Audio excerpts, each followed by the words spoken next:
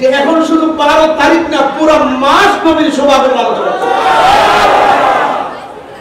এখন তোমরা বলবো কি? এবং এটা চলতে চলতে চলতে চলতে নবী পাকের আগমনের মাহফিল, জশ্নে জুলুসের প্রোগ্রাম, এগুলো আনন্দ র্যালি চলতে চলতে শেষ পর্যন্ত শুধু বাংলাদেশ নয়, বিশ্বের 126টি কান্ট্রির উপরে জশ্নে জুলুস পালিত হয়। তো তারা যে যারা এই পবিত্র ঈদে মিলাদুন নবী সাল্লাল্লাহু আলাইহি সাল্লামের বিরুদ্ধে করে, যারা পবিত্র ঈদে মিলাদুন নবী সাল্লাল্লাহু আলাইহি সাল্লামের বিরুদ্ধে করেন, তারাও কিন্তু এখন এই দিনটাকে স্মরণ করা শুরু করছে, যেটা আগে ছিল না। এখন দেখলাম 12 রবিউল আউয়াল অনেকেই, আমরা যখন মিলাদুন নবীর মাহফিল করি, ওরা তখন সিরাতুন নবীর মাহফিল করে।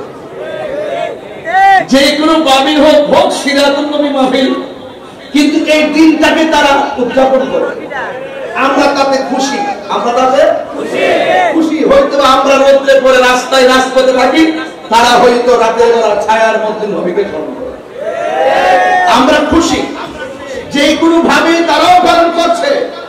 এটাই হলো সুন্নিয়তের বিজয়। কথা বলেন ঠিক কিনা? আপনারা যুবক যারা আছেন, ছাত্র সমাজ যারা আছেন, আমি গত পরশুদিন দেখেছি ঢাকা ইউনিভার্সিটি থেকে জশ্নে জুলুসের র্যালি বের হয়েছে। আবার আজকে পত্রিকায় পেয়েছি, আজকে অনলাইন মাধ্যমে জানতে পেরেছি ঢাকা ইউনিভার্সিটিতে নবীজির নামে গরু কোরবানি দিয়ে পবিত্র ঈদে মিলাদুন নবীর মাহফিল অনুষ্ঠিত হয়। মারহাবা বলবেন না? তাহলে আপনি একটু দেখেন তো দেখি, নবী পাককে স্মরণ করে কোরবানি গরু জবাই করে, তারা কি করবে? তারা অনুষ্ঠান করবে। তা এটা কিন্তু যেভাবে এটা ওই পূর্বের ইতিহাস। যারা অনেকে এখন হজ করতে যান, তারা সাহাবায়ে কেরামের মাজার খুঁজে পান না। আরে বাবা, এই মাজার তো ছিল 1925 সালের পূর্বের ইতিহাসটা ভালো করে পড়ে নিবেন।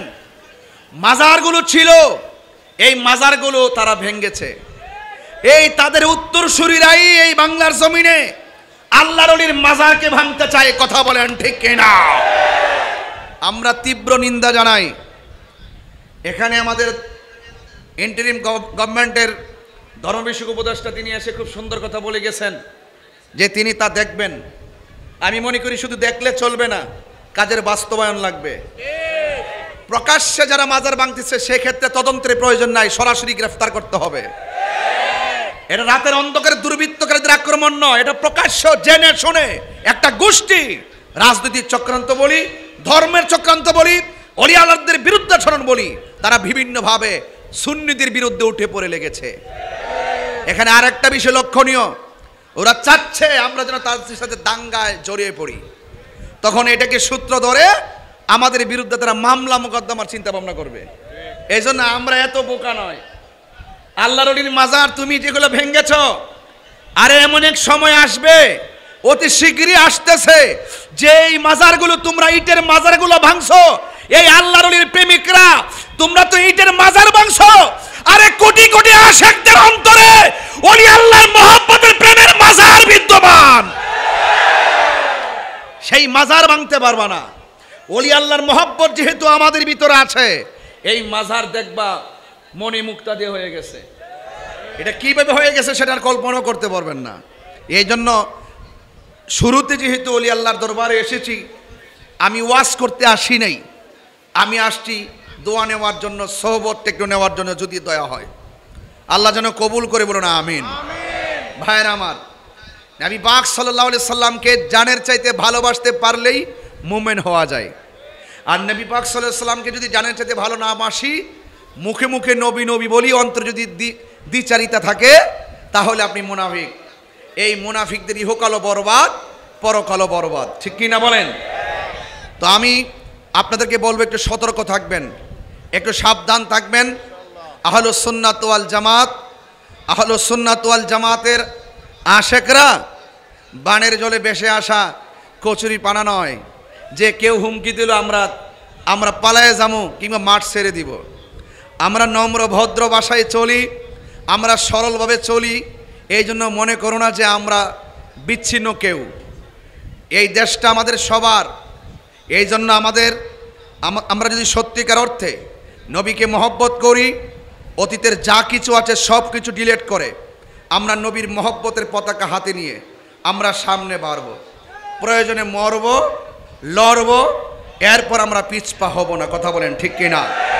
দুই হাত তুলে বলেন ঠিক কিনা বলেন।